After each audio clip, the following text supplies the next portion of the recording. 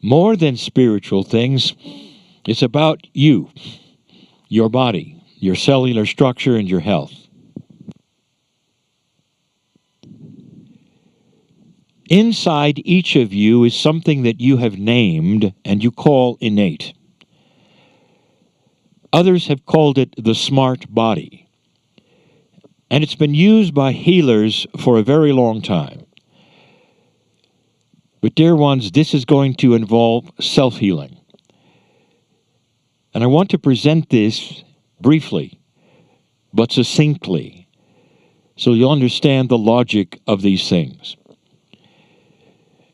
For years, those who have done what you have called kinesiology or muscle testing have called upon this innate to give messages that you cannot gather from your consciousness alone.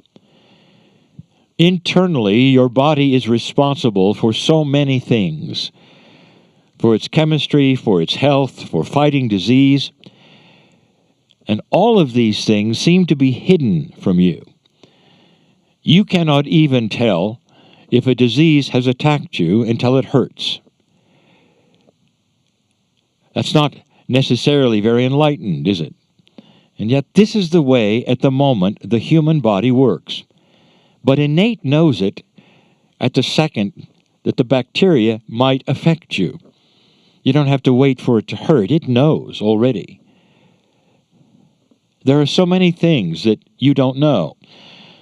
If you've never tested, you really don't know what you're allergic to. You have to test. But innate knows.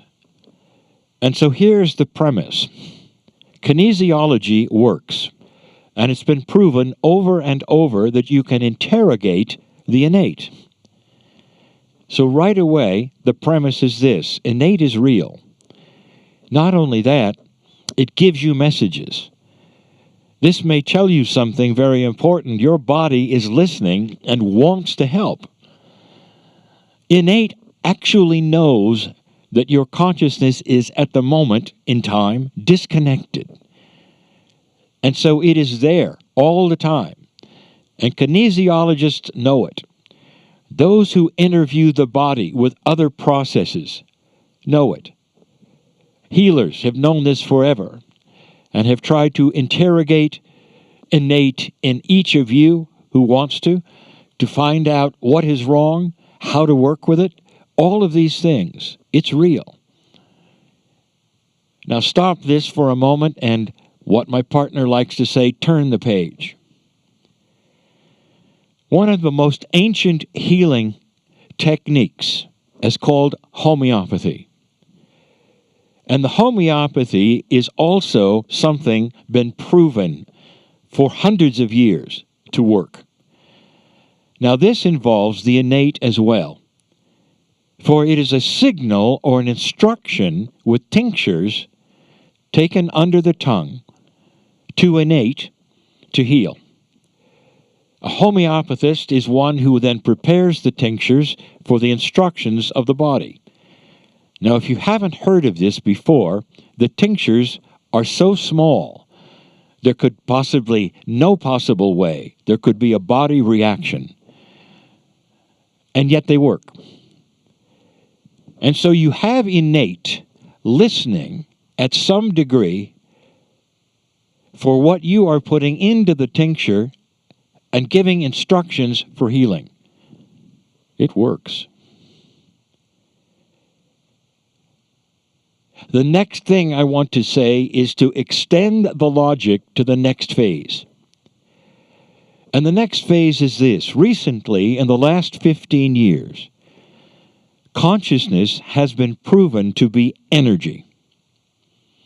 So much so that even science is looking at that energy and how it might then react and act in physics, consciousness.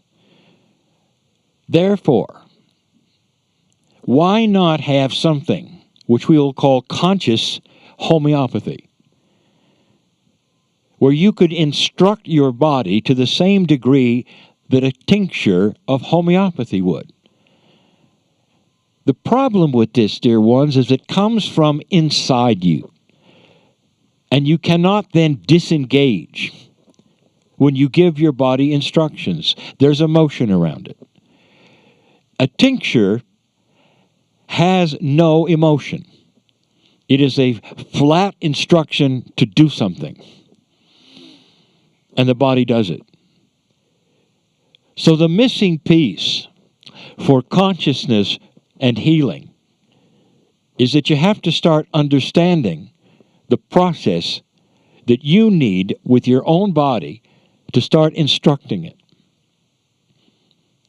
First of all, you may not know what to ask it specifically. You don't know the chemistry. You don't perhaps even know what might be wrong with you. So instead, your instructions would be to heal that which you don't understand, but what the innate does. Believe me, that is a bridge. If the innate hears that instruction, it knows what to do, because it comes from the boss. It comes from the master who is in charge of every cell. And yet the master is also doing something else. The master has an emotion that says, I sure hope this works. Sometimes the master is saying, please. When is the last time you had a tincture say please? Do you understand where I'm going with this?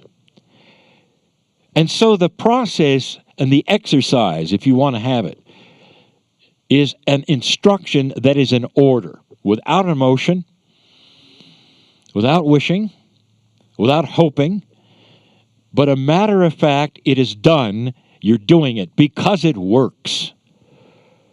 How many centuries do you need of these things working through other processes for you to understand it can also work the best way, and that is from the top down? Consciousness, ordering cellular structure to do that which is the most healthy. Do you want to frame it? You'd say, innate, these are your instructions. I do not know what is hurting or why at this moment, but you're to go in and balance. And if there's something that needs to be shown to me that I don't know, you'll show it. These are the things that I am ordering you to do. Go do it. There's a tendency for all old compassionate souls to address their innate as though it were a person. And you say, thank you for this. Please, I'm so happy you're on board. It's on board. And you don't have to address it that way. You don't have to ask it. Because it always has its antenna up. And if you could interrogate innate right now, it would say, thank you for doing this, because this is what we need. This is really what we need. We need instructions, not wishes. We need instructions and not hopes. Don't ask us, tell us what to do. Because innate is you. It's survival. And we want you to stay a long time. This is the tip of the iceberg of where these things are going, of how to then manipulate your own consciousness in a way for yourself that your body will understand and work that's different from meditating or praying for something. You're ordering your own cells to behave. And believe me, they are listening. You'll